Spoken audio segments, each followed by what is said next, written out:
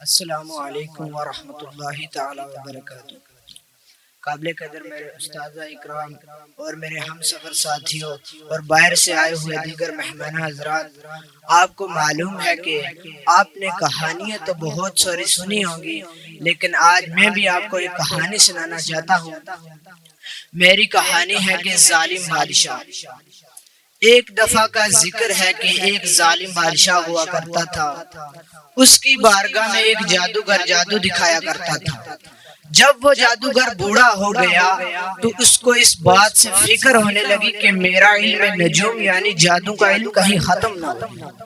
تو اس نے بادشاہ سے کہا کہ میں بوڑھا ہو چکا ہوں، میری زندگی کا کوئی پتہ نہیں ہے، میں کس وقت بھی اس دنیا کو چھوڑ کر جا سکتا ہوں، اس لیے مجھے عوام سے کوئی بچہ چاہیے جس بچے کو میں علم نجوم یعنی جادو کا علم سکھا سکوں۔ تو بادشاہ نے عوام میں اعلان کروایا اور سپاہیوں نے عوام سے بچہ لایا۔ تو بادشاہ نے اس بچے سے کہا کہ آج کے بعد تمہیں اس جادوگر کے پاس علم نجوم سیکھنے کے لیے جانا۔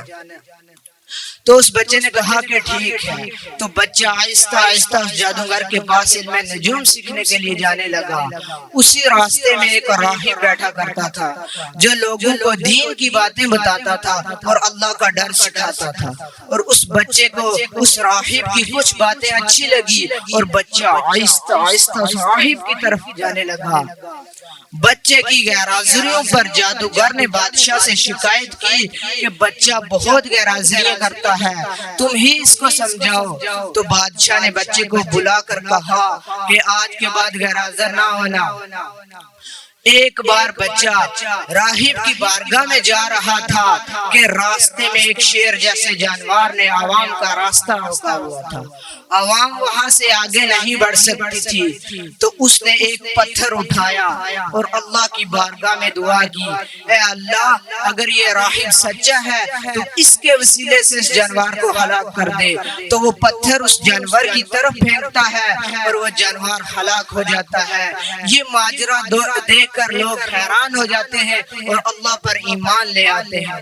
تو جب یہ بات بادشاہ کو پتہ چلتی ہے، بادشاہ بچے اور راہب کو طلب کر لیتا ہے اور راہب کو آرے سے چروا دیتا ہے۔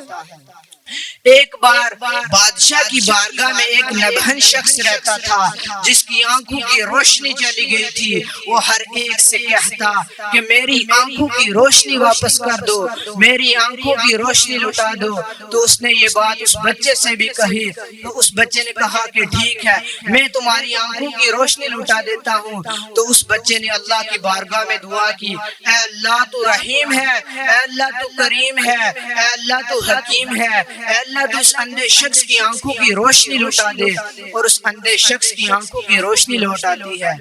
جب وہ اندھا شخص بادشاہ کی بارگاہ میں جاتا ہے، بادشاہ کہتا ہے، اے اندھے شخص تیری آنکھوں کی روشنی کس نے لوٹائی، تیری آنکھوں کی روشنی کس نے واپس کی؟ تو اندھا شخص جواب دیتا ہے کہ میری آنکھوں کی روشنی میرے رب نے لوٹائی ہے۔ تو بادشاہ حیران ہو کے کہتا ہے، مجھ سے بھی بڑا کوئی رب ہے کیا؟ وہ شخص کہتا ہے، بے شک کیوں نہیں۔ یہ ماجرا دیکھ کر لوگ مسلمان ہو جاتے ہیں۔ تو بادشاہ کو بہت فکر ہونے لگتی ہے کہ بچہ کہیں ساری عوام کو مسلمان نہ کر دے۔ تو بادشاہ سپاہیوں سے حکم دیتا ہے کہ اس بچے کو لے جاؤ، ایک پہاڑی کے اوپر سے گرا کر مار دو۔ تو سپاہی لے جاتے ہیں بچے کو ایک پہاڑی کے اوپر، اور اللہ کی طرف سے زلزلہ نازل ہوتا ہے، وہ سبھی سپاہی گر کر مر جاتے ہیں اور بچہ صحیح سلامت بادشاہ کے پاس آتا ہے۔ بادشاہ کہتا ہے، بچے تم مرتا کیوں نہیں؟ تو بچہ کہتا ہے کہ مجھے بچانے والا میرا رب ہے، تو مجھے کیسے مار سکتا ہے؟ اگر تم مجھے مارنا چاہتا ہے تو تجھے ایک شرط قبول کرنی ہوگی۔ تو بادشاہ نے کہا، وہ شرط کیا ہے؟ تو اس بچے نے کہا، بسم اللہ الرحمن الرحیم پڑھ کر کہو کہ اللہ واحد ہے۔ تو بادشاہ نے کہا ٹھیک ہے۔ جس بات سے بادشاہ انکار کر رہا تھا، آخر میں بادشاہ کو وہی بات قبول کرنا پڑی۔ تو اس بچے نے کہا کہ مجھے ایک کھجور کے درخت کے اوپر لٹکا دو، اور پھر پھر سب پڑھ کر ایک تیر کے اوپر تیر مجھ پر چلاؤ۔ تو بادشاہ نے ویسا ہی کیا، اور وہ تیر جا کر اس بچے کے کان میں لگا، اور بچے کے کان سے خون کے قطرے نیچے بہے۔ یہ ماجرا دیکھ کر ساری عوام مسلمان ہو گئی۔ جیسا کہ ہم سب کو معلوم ہے کہ ہمیں اس کہانی سے یہی سبق ملتا ہے